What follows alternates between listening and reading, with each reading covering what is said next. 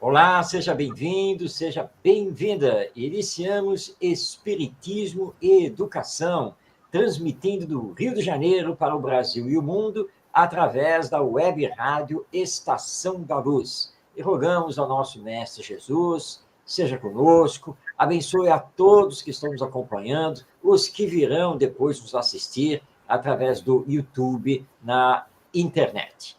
Aqui conosco já para fazer mais um programa, seja bem-vindo, Ronaldo Gomes. Gratidão, Marcos Tavares, aí nos bastidores, todos que estão aí nos assistindo, prima, muita paz, Rosane também desejando a todos nós, e que Jesus nos inspire mais uma vez no dia de hoje. Muito bem, um abraço a você também, Rosane, e você que está nos acompanhando, pode fazer como ela, basta enviar aí a sua mensagem, fazer a sua pergunta, e nós teremos o maior prazer de realizar essa interação. Como nós estamos no mês de dezembro, iniciamos na semana passada uma série de temas ligados ao nosso Mestre Jesus.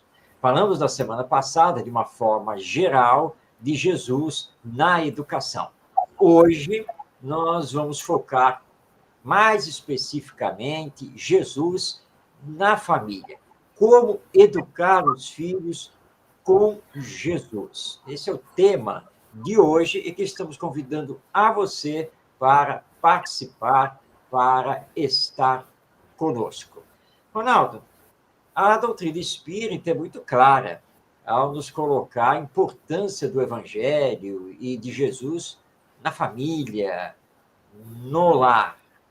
Mas isso para fazer a formação religiosa dos nossos filhos. Tem alguma coisa a ver realmente com educação? Claro, Marcos, nós somos obrigados, temos a obrigação e somos obrigados a pegar os nossos filhos e levar para o centro espírita, levar para a evangelização, nos dias certos, deixar eles lá na evangelização, aí nós vamos para casa. Essa é a obrigação nossa e obrigar nossos filhos até certa idade, eles são obrigados a irem ao centro espírita, mesmo que eu não seja espírita, ou que eu tenha uma simpatia pelo espiritismo. Então, é uma obrigatoriedade nossa obrigar nossos filhos a ir para a evangelização. Agora, na família, então, qualquer religião tem a obrigação de falar, obrigado a falar de Jesus em casa. Eu acho que eu fui bem, não sei, o que você acha? Você foi bem claro, não resta nenhuma dúvida. Mas foi extremamente radical. Né? E o Espiritismo nos leva justamente a não sermos radicais. Mas, minha gente, quem está aí nos acompanhando já percebeu que o Ronaldo estava aqui brincando com a situação para mostrar que esse não é o caminho. Quer dizer, obrigar o filho. Né? Calma. Que se eu sou espírita, obviamente que eu não devo esconder o espiritismo dos meus filhos, porque se o espiritismo me faz bem, é claro que eu devo mostrar o espiritismo a eles. Se eu abracei o evangelho, é claro que eu devo mostrar o evangelho a eles, mas fazendo aquele convite aos corações, mostrando a importância do espiritismo e do evangelho, as boas consequências não apenas de estudar, mas de vivenciar, né, viver com Jesus. Tudo isso nós devemos fazer. Claro, os filhos são pequenos, eles não estão em condições de fazer escolhas. Então, vou levá-los para a evangelização do centro espírita. Mas sempre dialogando, sempre mostrando, interagindo, trabalhando junto, fazendo o evangelho no lar. Ou seja, para que os filhos consigam vivenciar essa atmosfera mais espiritualizada, absorverem isso, até que, obviamente, vai chegar um ponto em que eles vão começar a decidir a sua caminhada na vida. E eu estava esperando você, Ronaldo, quando você disse que nós temos que levar obrigatoriamente os filhos para a evangelização, deixá-los lá, aí você falou para voltar para casa, pensei que você ia dizer que era para ir para o shopping, para o cinema, Também, essas coisas. também. Agora sim. Ei, Marcos, por que eu estou dizendo isso? Qual é o tema? Qual é o tema hoje do nosso programa? Educando com Jesus na família. Então, se é educando com Jesus, a exemplo de Jesus, Jesus não forçou em nada a nós há mais de 2000 anos. Pelo contrário, como você disse, ele nos convida. Muitos os chamados e poucos os escolhidos. Mas os escolhidos também são chamados. É só um trocadilho. Todos nós estamos sendo chamados. E, ao mesmo tempo, somos escolhidos. Só que nós não percebemos isso. Por que não percebemos isso?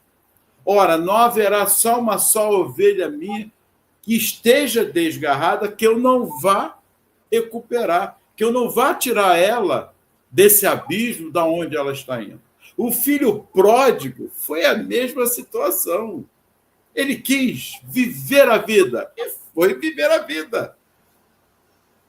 Ele não estava sendo, Marcos, chamado? Estava. Ele também não foi escolhido? Também foi. Nós precisamos compreender as mensagens de Jesus. Em nenhum momento forçou nada. Agora, ele deu exemplo dentro da família. Até os 32 anos e meio, aos 33, ele se prontificou e viveu para a família. Não foi isso? Não, foi aos 30, porque 3 anos ele fez o trabalho dele, da missão que lhe foi confiada por Deus. Então, até os 30 anos, ele se dedicou à família, aos seus que estavam ali, foi fazendo todo o seu trabalho, mas não forçou nada a ninguém. Até hoje está com os braços abertos, nos esperando, nos aguardando, que nós possamos compreender que a educação na família é amor, é diálogo, é compreensão, é energia, é disciplina, é limites, é todo um contexto educativo. Eu vou parar por aqui, que eu acho que você já me compreendeu por que eu dei aquele início fazendo toda aquela eleição um pouco chamativas, porque todas as religiões, todas, não é porque somos espíritas. O espiritismo nós vamos focar dentro da visão espiritualista, dos 5 princípios básicos, nós já comentamos aqui, enfim, na reencarnação, na pluralidade da existência, na pluralidade dos mundos, a existência de Deus, enfim, a existência do espírito, mas principalmente a educação daquele espírito que está nascendo, que está no seio familiar. Eu vou dar um exemplo aqui meu mesmo, não que eu seja o exemplo, mas para vocês entenderem. Tenho 3 filhos, e minha esposa gosta da doutrina. Marcos conhece, já nos conhecemos mais, quase 50 anos, né, Marcos? Então, aquela coisa. Mas, quero que eles façam a primeira comunhão. Vai fazer a primeira comunhão. Não, sou espírita. Não aceito. Esse negócio, não. Por que não? Eu não vou brigar por conta disso. Hoje os filhos já estão crescidos, estão seguindo a doutrina, livre. Um queria ser gnóstico, veio conversar comigo. Vamos conversar sobre esse aspecto? Vamos, pai. Pai, realmente. Então, é você. Aí agora frequenta a casa onde eu frequento e por aí vai. Onde eu quero chegar com isso? O Marcos vai...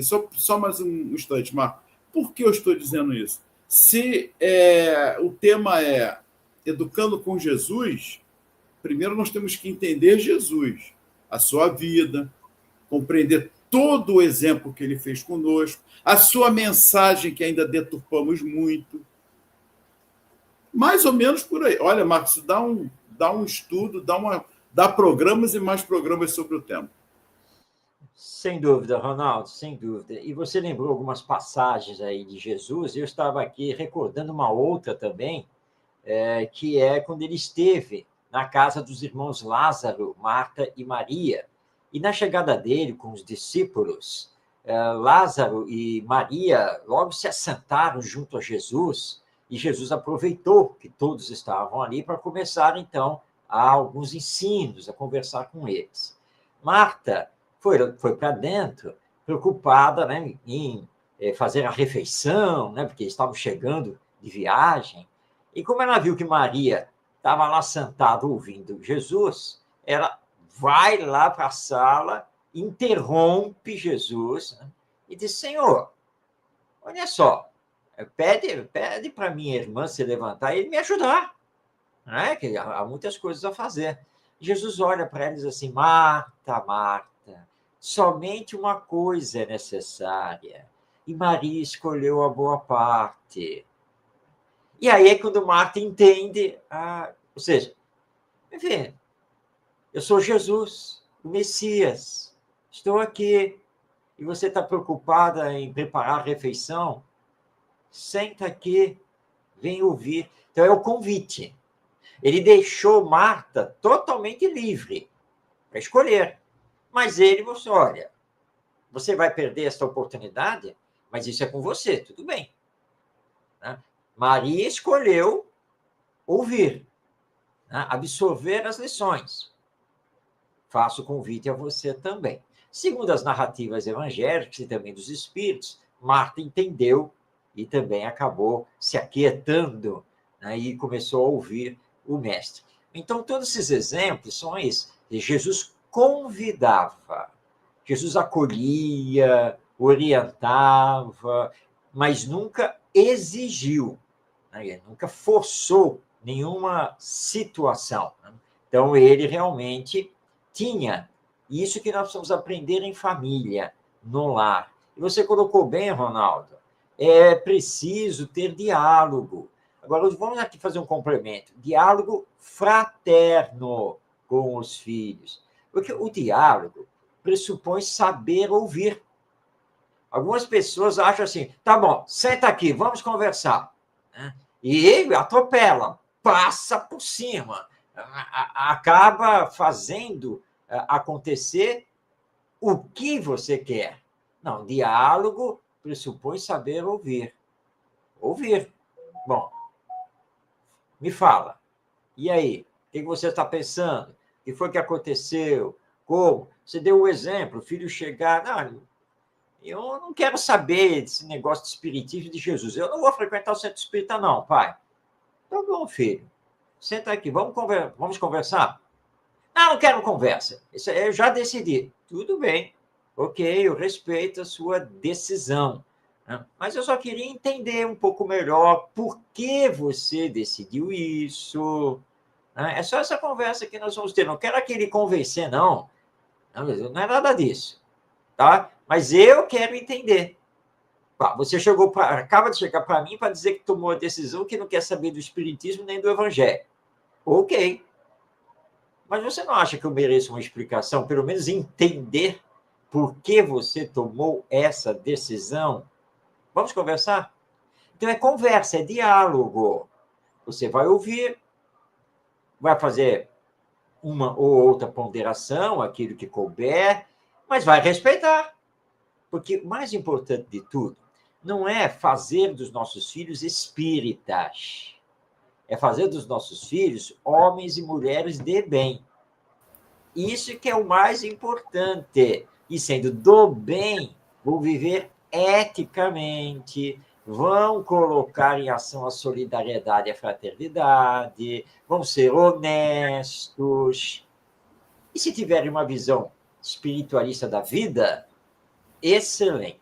Então, isso é o mais importante do que você obrigá-los a se tornarem espíritas, frequentadores e trabalhadores do centro espírita. Ainda mais quando você faz todas essas exigências e você vai para o shopping.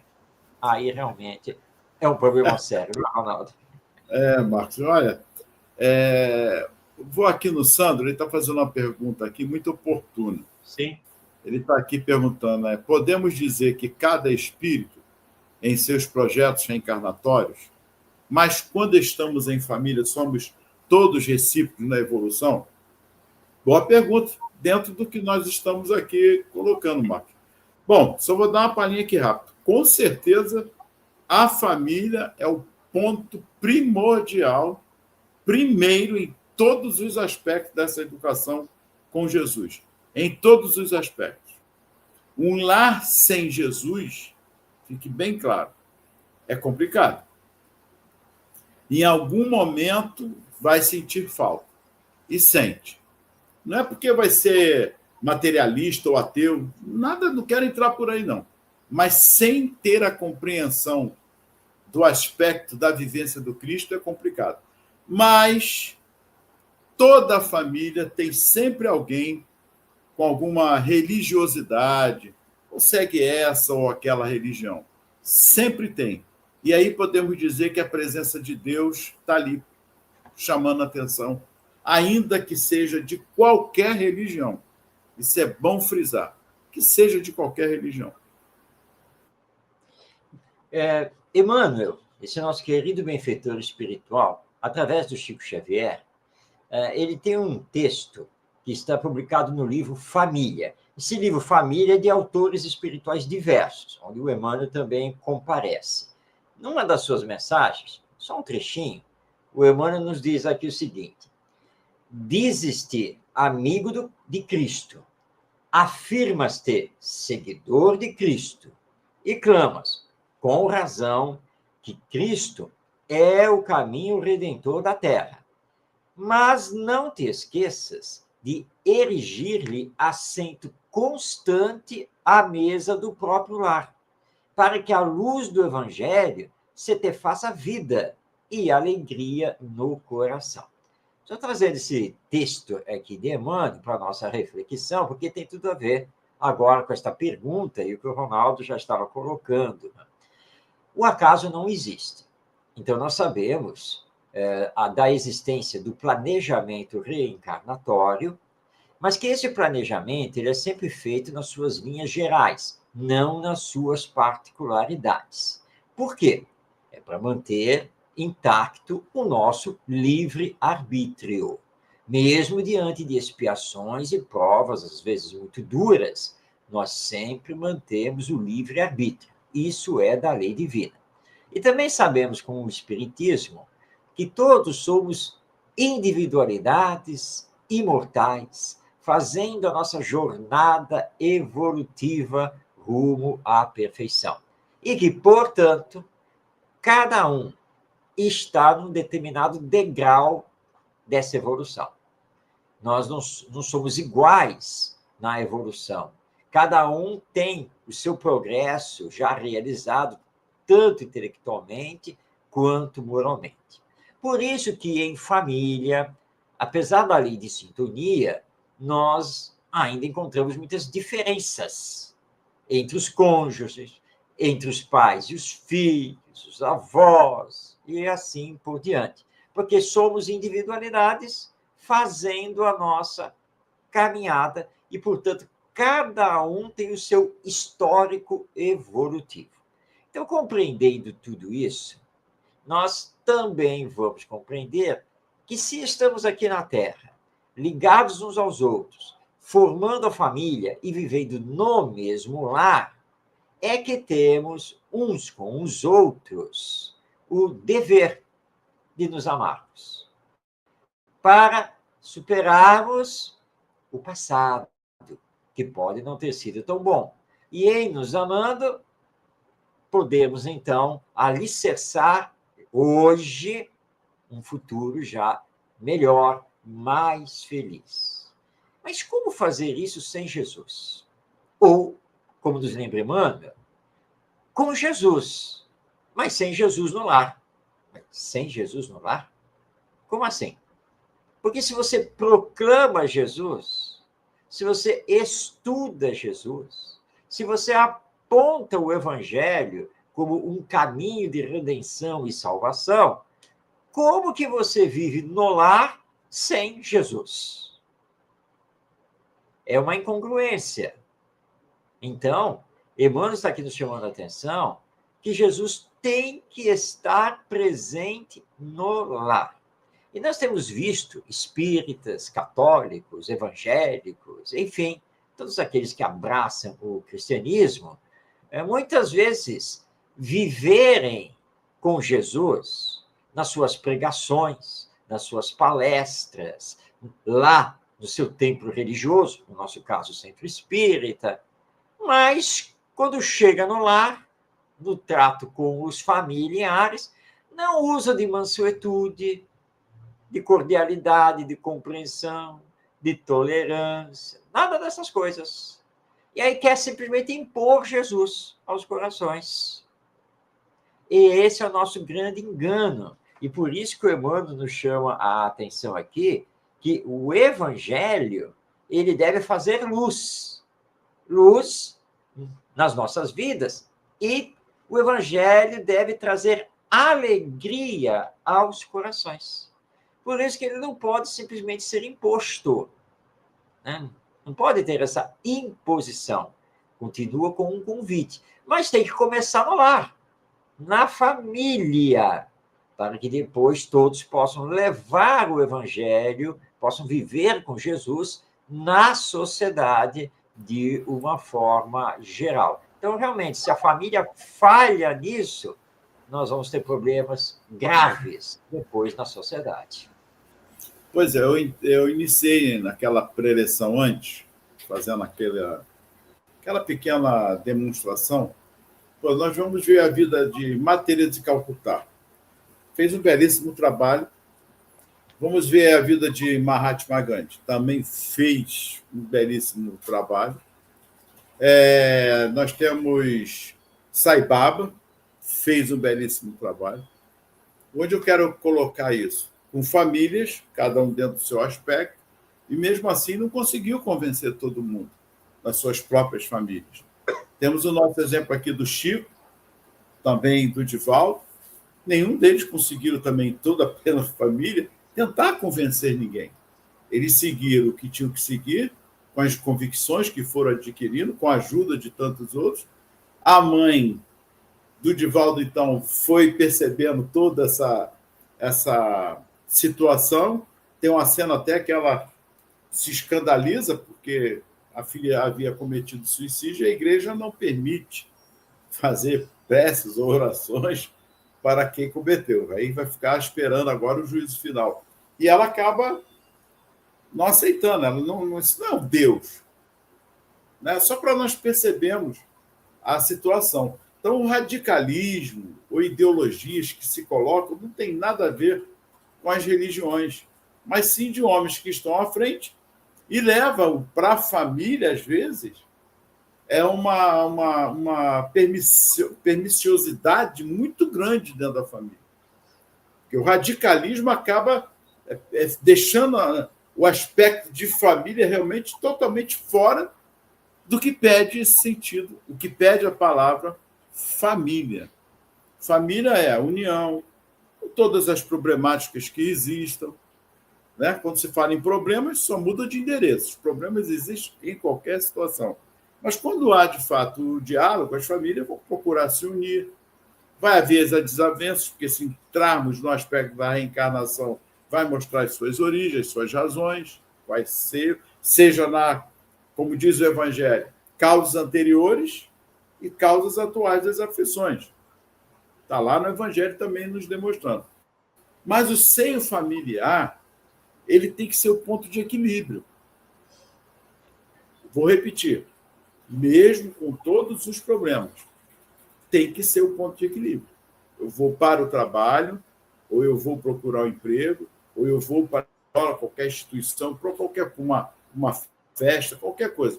Mas eu tenho um lar. Eu tenho que me sentir bem dentro daquele lar. É ali que eu me sinto confortável.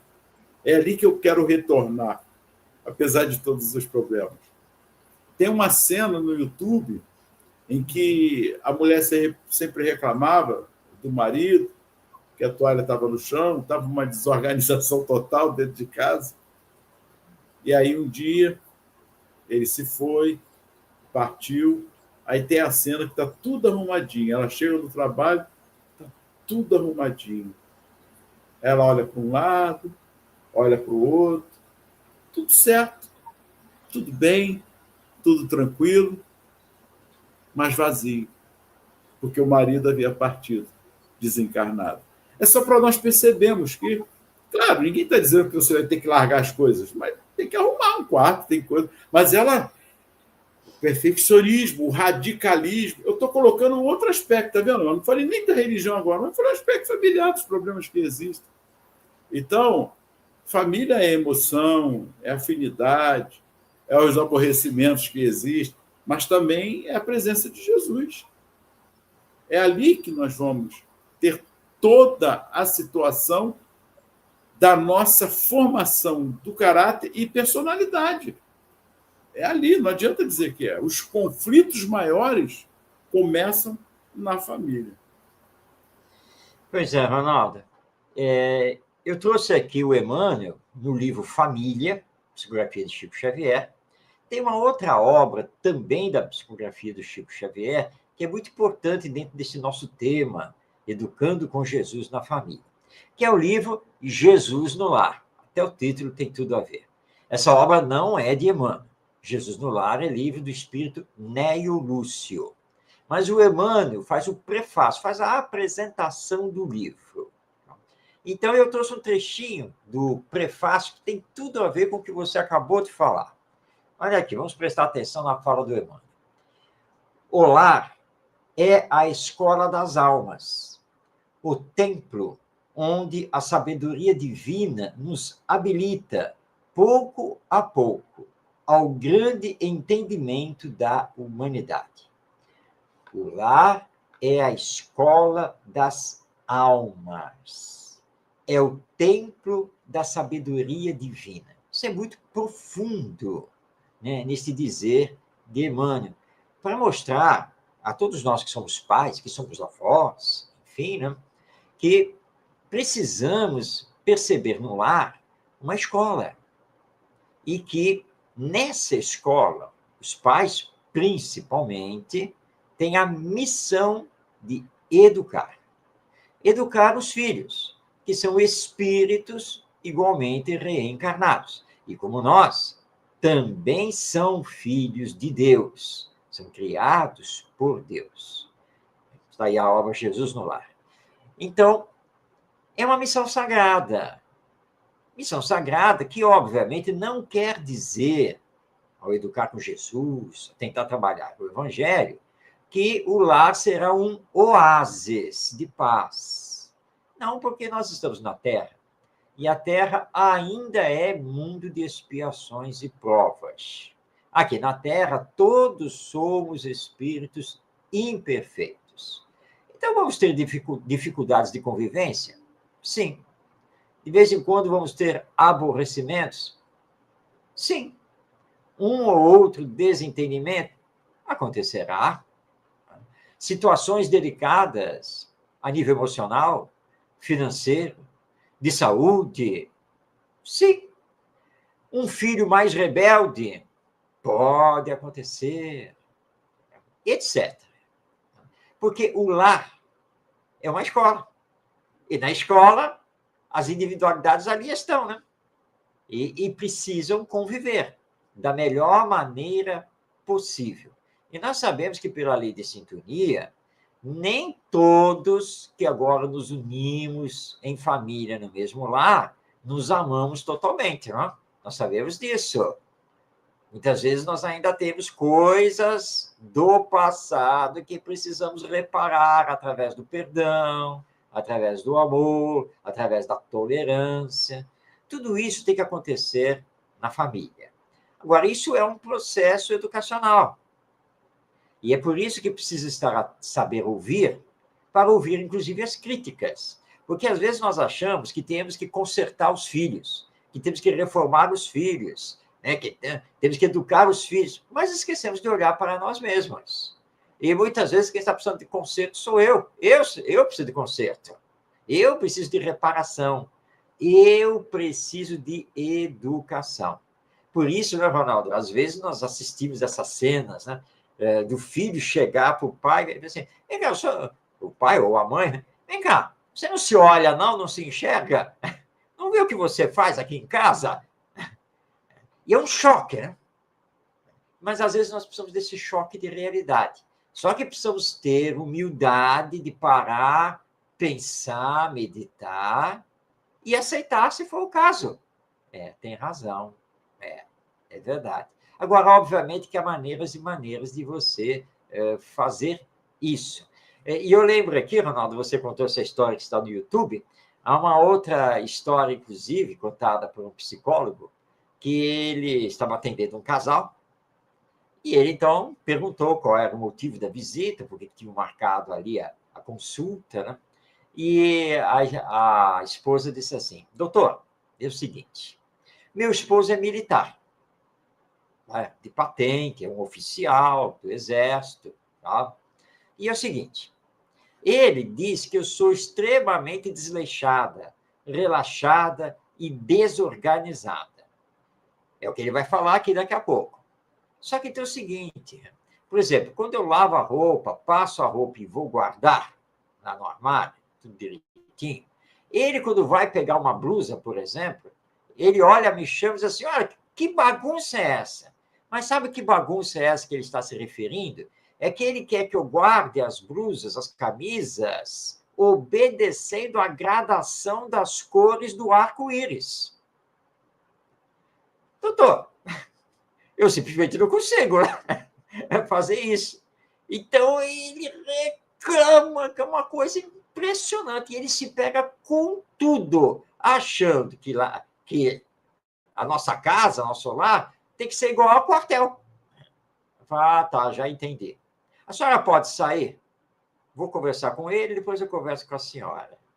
E aí ele ficou assim, bem, o senhor acabou de ouvir a sua esposa, não é? O que o senhor tem a me dizer? Aí você, bem, não, realmente, toda a minha vida, desde jovem, né, sempre foi como militar. Depois do que ela falou, eu tenho que reconhecer que, às vezes, eu sou muito duro, assim, sou muito exigente. Né? Pois é, mas vamos tentar dialogar, conversar. E depois ele conversou bastante com o casal e chegaram a essa conclusão. Olha só, claro, tem que ter organização. Sim, óbvio, limpeza, mas sem exageros. E que é preciso ter diálogo. E não é, por exemplo, uma blusa fora de lugar dentro do armário, né, para virar um escândalo. É a mesma coisa em relação com os filhos. Somos individualidades. E, portanto, não adianta exigir perfeição. Vamos com calma.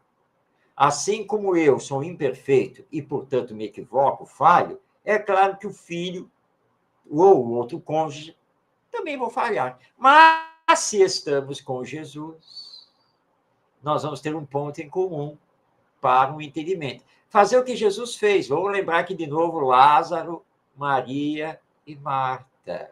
Ele chegou, foi recepcionado com a maior alegria, ele e os discípulos entraram na casa, se assentaram, Lázaro ficou logo do lado dele, Maria ficou aos pés de Jesus, aquela coisa toda, Marta foi lá para dentro, faz isso, faz aquilo, aí volta, pede para Maria ir lá comigo, Senhor.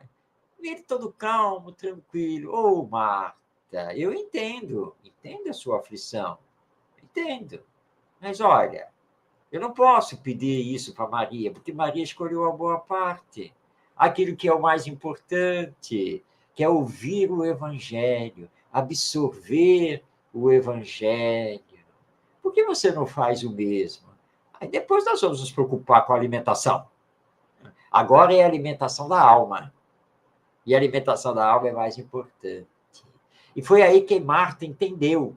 Meu Deus, que mensagem maravilhosa!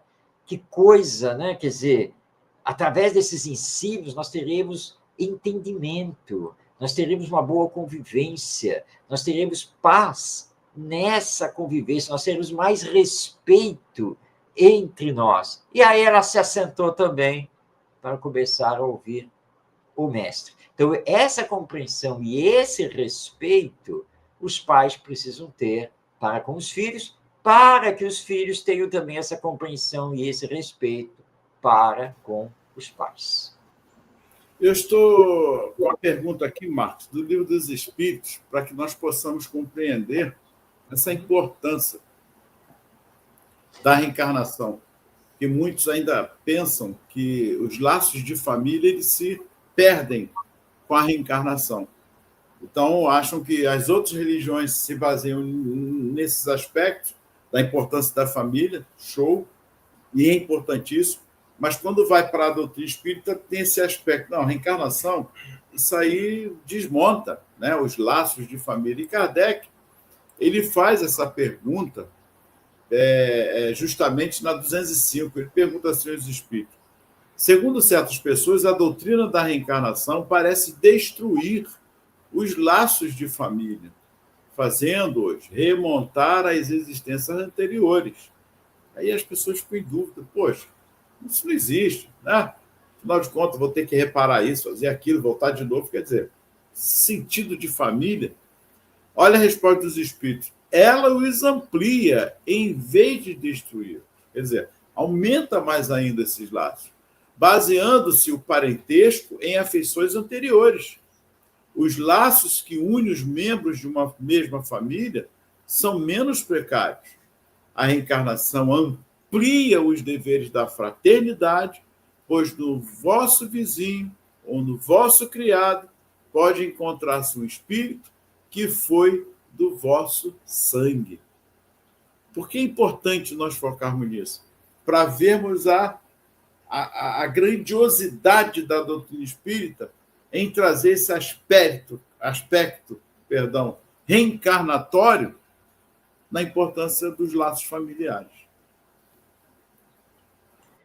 Sim, Ronaldo, exatamente, né? A reencarnação vai mostrando, né, como que nós vamos nos unindo, nos entrelaçando, né, e que nós não estamos aqui soltos, não, sem laços com ninguém, não. Alguém pode pensar assim, mas se, segundo a doutrina espírita, nós temos várias existências, então eu tive muitos pais. Como que eu vou saber quem são os meus pais verdadeiros, afetivos? Mas essa que é a beleza da reencarnação. Você teve muitos pais? Sim. Em cada existência, você tem novos pais. Mas que podem ser os mesmos espíritos de existências anteriores. Como você, que agora está filho, né, pode também já ter sido pai, pode ter sido mãe, etc., irmão, enfim. Porque, na verdade, é o seguinte, a nossa rede de amizades, nossa rede afetiva, ela vai se ampliando de encarnação a encarnação, na medida em que desenvolvemos o amor ao próximo, e esse amor ao próximo vai crescendo. Mas, como estamos unidos pelos laços de amor, nós não vamos nos perder. Ninguém se perde de ninguém, porque é o amor. O amor é que nos une. Por isso, os espíritos, respondendo a Kardec, dizem, não, a reencarnação amplia os laços de família, amplia os laços afetivos. E mesmo que alguns estejam desencarnados, o amor continua unindo encarnados com desencarnados. Nada se perde. São os laços do amor. E Jesus veio ensinar o que para nós? Amor. Quando ele referenda o que já está lá nos 10 mandamentos, que precisamos amar a Deus acima de todas as coisas, e na sequência, ele dá uma aula magistral para mostrar que precisamos também nos amar. E que é tão falado, né, que é o amai-vos uns aos outros. E depois, ele circunscreveu esse amor, olhando para os discípulos, e diz assim, meus discípulos serão conhecidos por muitos se amarem. Então, o tempo todo, ele colocou o amor como a base da vida, o amor como base das relações humanas. E como o amor nunca se perde, não é a reencarnação que rompe os laços de família. Não. Mas se alguém não reencarnou junto, mas está junto de coração, mesmo estando no mundo espiritual. Nós mudamos de posição social, digamos assim. Hoje pai, mãe, hoje filho, filha, irmão, irmã, neto, avô, avó. Isso nós vamos mudando de encarnação para encarnação. Às vezes, amigo, amiga, que está lá colado, primo, prima. Mas isso é apenas e tão somente a condição existencial terrena, porque precisamos passar por diversas experiências, e passando por essas experiências é que vamos espiritualmente crescendo. Mas somos os mesmos espíritos. E estamos aqui na Terra para vencer os problemas que ainda trazemos, e através do amor, todos conseguimos crescer. É isso que nós estamos aqui fazendo. Então, a reencarnação nada destrói. Pelo contrário, vai ampliando. E lembrando aqui o nosso Leon Denis, esse grande escritor e filósofo espírita, quando ele fala do amor, ele diz, né, que você tem o amor conjugal, o amor filial, né, o amor familiar, o amor comunitário, o amor nacional, e ele chega ao amor à humanidade e o amor universal. É sempre um amor, mas que vai simplesmente se expandindo. E como ele se expande, vai abraçando mais e mais pessoas nesse grande sentimento.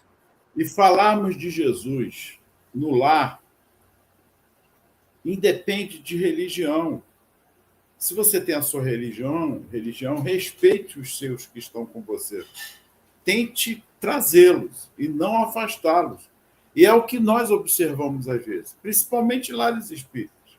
Você acaba afastando um filho, um parente, enfim, por conta apenas do seu radicalismo. Eu não aceito essa visão e ponto. Jesus não fez isso. Ele deixava as nossas escolhas. Então, falar de Jesus no lar, comentarmos, ter o diálogo, é fundamental. É ter o prazer de. Mais do que isso, como o Marcos falou, é o amor. Não adianta nós fugirmos disso. É tocarmos em Jesus, ver o exemplo dele. Quem não ajunta, espalha. Jesus falou isso também. Conhecereis muito meus discípulos por muito se amarem. E amar não é dizer que eu tenho que aceitar tudo. Não. Faz parte do processo de não aceitar ou não acreditar, mas sem radicalizar o assunto, sem ficarmos nos digladiando, sem necessidade. Tem uma música, eu vou cantar só um pedacinho, que diz assim, eu já tive pressa, eu não lembro, mas é muito bacana a música. Eu já tive pressa. Se o Tavares tiver, ele pode botar só a letra, Marcos. Sabe qual é? Eu já tive pressa e hoje vou devagar, né? E é por aí, porque a gente chega à idade, espera aí, para que tanta pressa? Vamos ter calma, vamos dialogar, vamos conversar. Tem tantos amigos que já se foram, outros estão aí. Então, nós precisamos estar atentos. Então, tem a pergunta também do Livro dos Espíritos 775, que ele diz aqui, qual seria para a sociedade o resultado do relaxamento dos laços de família? Aí, os Espíritos respondem, uma recrudescência do egoísmo. Porque é o egoísmo, e aí é a chave de tanta dissidência na família. O egoísmo ele fecha questões, às vezes, no personalismo, no eu de cada um. E aí é o separativismo. O egoísmo é a chaga da humanidade. E é a família que vai com laços de amor com Jesus nesse processo educacional da reencarnação, que vem fortalecer os laços de família nesse sentido fraterno, de amor, para nós. Olha que interessante, Marcos. E nós não vemos assim. Aí eu quero impor, porque o meu filho foi ser católico, o outro foi ser espírita, o outro foi ser umbandista, o outro foi para o candomblé, o outro é evangélico, e por isso, pronto. Ou porque é mais rico, é mais pobre, gente. Nós estamos falando de Jesus. Jesus ele veio para trazer a nós essa importância dos laços humanamente falando, numa visão espiritualizante. Olha só que interessante, Marcos. Porque muitos querem colocar o céu e o inferno, mas ninguém está percebendo que Jesus veio como filho do homem, não é isso? Filho do homem. Humanização. E aí eu quero me radicalizar, porque eu sou espírito, quero falar da reencarnação, quero falar da imortalidade da alma, calma, menos. Marcos, estou falando alguma besteira? Não, Ronaldo. Você estava falando, eu estava me lembrando aqui de um episódio acontecido na década de 1970. Minha mãe foi uma médium extraordinária. Ela recebeu no centro espírita uma psicografia. E essa psicografia, o guia espiritual dela era um árabe. E ela recebeu essa psicografia, e a psicografia estava em árabe. E nós tivemos, então, que levar. Né? Está aí a letra do Almir Sater, está aí da música, né? Ando devagar porque já tive pressa, leva esse sorriso porque já chorei demais. Olha que beleza. Essa música é lindíssima, é lindíssima mesmo. Recomendamos. Está aí. Boa noite. E o pobrezinho pensa que é compositor e é médium, né? É verdade, né? Muito bem. Bom, então recordando isso, como a mensagem, nós não sabíamos o que estava escrito nela, nós tivemos que levar para uma pessoa que conhecia o árabe, né? Para que ele pudesse traduzir. E nós demos o texto a ele e ele começou a ler. E ele, quando ele terminou de ler, primeiro ele leu em silêncio, né? Ele leu o texto e, terminado de ler o texto, ele começou a chorar. E ele disse assim, olha, eu não sou cristão, sou muçulmano. Ó. E esse texto fala de Jesus. Mas que texto maravilhoso. Que palavras belíssimas. Eu nunca tinha lido nada igual, nem na minha doutrina. Não estou aqui para questionar nada. Não? E outra, isto aqui é um árabe medieval, não é o árabe atual, moderno. Eu vou, com calma, fazer a transcrição, tudo direitinho, mas que texto belíssimo sobre Jesus. Aí eu vejo um muçulmano, um árabe muçulmano, que ficou encantado com aquele texto sobre Jesus. Jesus é para todos. Agora, você lembrou bem, Ronaldo, somos espíritas. Mas se você está com um muçulmano, você está com um evangélico, com um católico e etc., você tem que respeitar. Até porque Jesus não pertence a nenhuma religião específica. Jesus é de todos e para todos. E nós não podemos esquecer disso. Então, quando trabalharmos com Jesus na família, no nosso lar, trabalhemos os ensinos morais dele. Porque ao trabalhar os seus ensinos morais, nós estaremos no terreno que é comum a todos. E isso é que é o mais importante. Parece que o nosso Ronaldo teve aí problema com a internet, a conexão dele caiu. Vamos ver se ele, antes do encerramento do programa, se ele consegue retornar aqui para o nosso estúdio. E nós já estamos justamente chegando na parte final do programa, onde procuramos trazer... o Ronaldo já está voltando. Então, nós procuramos trazer algumas colocações, algumas reflexões acerca de Jesus, a família e a educação. E não esqueçamos, para educar os nossos filhos com Jesus, primeiro, nós precisamos nos educar com ele, nesse terreno fértil do Evangelho que nos convida para uma nova vida. Mas, Ronaldo, passo a palavra para vocês, estamos chegando já ao final do nosso programa. Perfeito. Eu sugiro que possamos continuar, porque estamos em dezembro, então é o mês que reflete aí o nascimento de Jesus, né? 25. Mas, enfim, Que Jesus nos abençoe. Muita paz, gratidão a todos. Tivemos um problema técnico aqui rápido, mas já voltamos. Muita paz, gratidão a todos que estão nos assistindo aí, Rosane, o nosso amigo aí também. Muita paz, gratidão a todos. Um grande abraço a você, Ronaldo. Um abraço a todos que estão aí nos assistindo, que virão ainda nos assistir. Um abraço ao Tavares, que está aí na técnica, nos bastidores.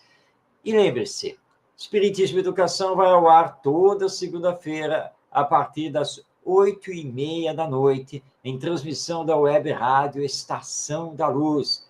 Fique ligado, mas se você não pode nos acompanhar ao vivo, não se preocupe, o vídeo do programa fica disponível no YouTube, no canal Estação da Luz Tavares e também no canal Orientação Espírita. Um grande abraço e até a próxima segunda-feira.